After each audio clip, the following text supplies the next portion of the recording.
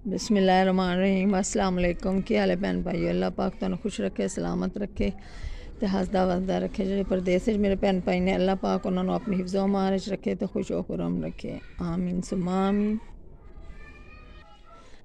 मैं अज बना रही हाँ पेठे का हलवा। मैं क्या अपने व्यूवर्स नाल भी शेयर कर लवां। देखो मैं 5 किलो दे ना पेठा लिया है।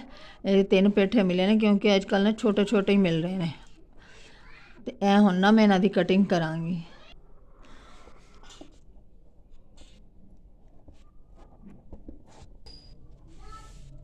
मैं पेठे नूं कटिया, हुण इहदे बीज कढ रहे हैं।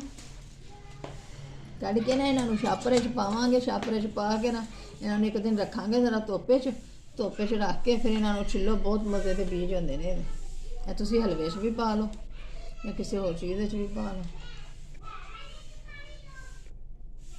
सिर्फ इसकी कटिंग करनी जड़ी है ना वो मुश्किल है क्योंकि बहुत ज़्यादा सख्त है।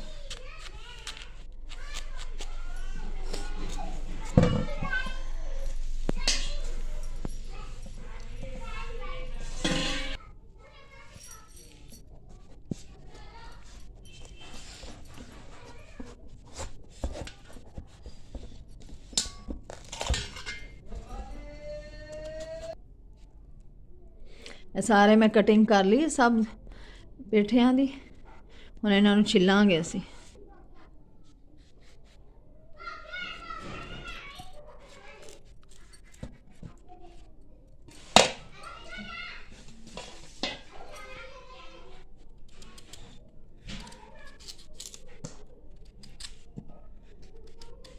इन्हूं छिलना बहुत मुश्किल है।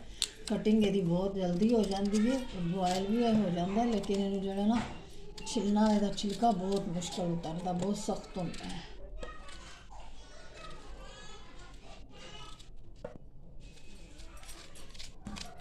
इस तरह करके सारा अंदर बीज वाला जड़ा होए ना वो साफ कर लांगे।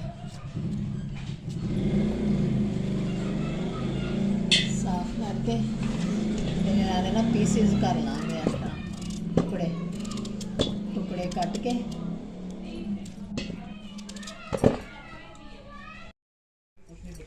देखो पेठा मैं कट के छेलिया तो उन्होंने बॉयल कर रही हूँ।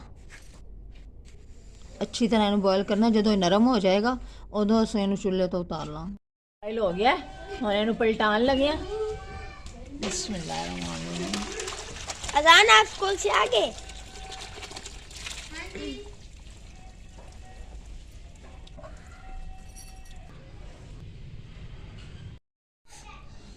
हम इन्हों ना मैं घंटे नाल ना मैश कर लैनी हाँ। सारे इस तरह ही मैश कर लाँगे फुल पेठे नूं। हाले मैं थोड़ा पाया इन्हूं मैश करके फिर मैं बाकी का पावांगी। इस तरह सारा जड़ा ना मैश कर लाँगे। मैश करके तो फिर असी ना यदी भुनाई करांगे बाद। सारा असी मैश कर लिया पेठा। देखो इस तरह का बन जाएगा मैश करके। बिस्मिल्लाहिर्रहमानिर्रहीम। एक कटोरी भर के मैं घ्यो दी पान लगी हूँ।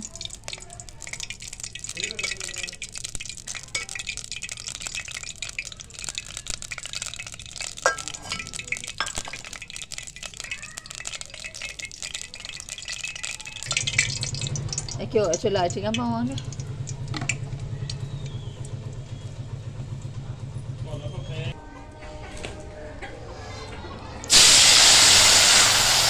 सारा पेठा ना पानी में इलायची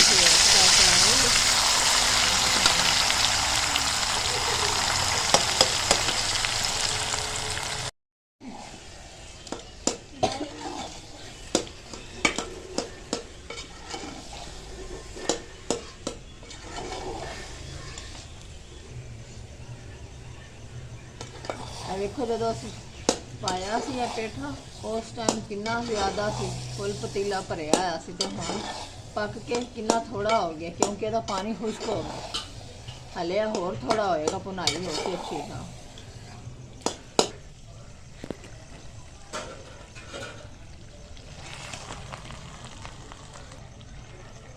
देखो हलवे ने हुण घ्यो छड़ दिता। बस इसकी भुनाई कंप्लीट हो गई तकरीबन। ਹੁਣ ਜਿਹੜਾ ਨਾ ਇਹਦੇ ਚੀਨੀ ਪਾਵਾਂਗੇ ਹੁਣ ਇਹਦੇ ਚੀਨੀ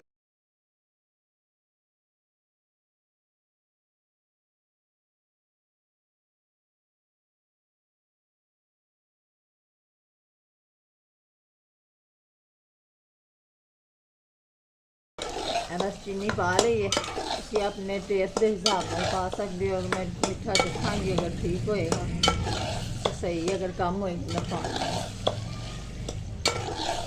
मेरी होर थोड़ी भुनाई करांगे क्योंकि चीनी भी पानी छड़ेगी इन्हें अच्छी तरह भुनना पेगा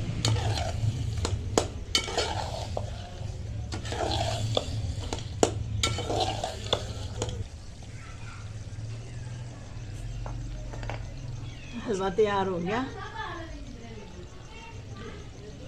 हरे ते बादाम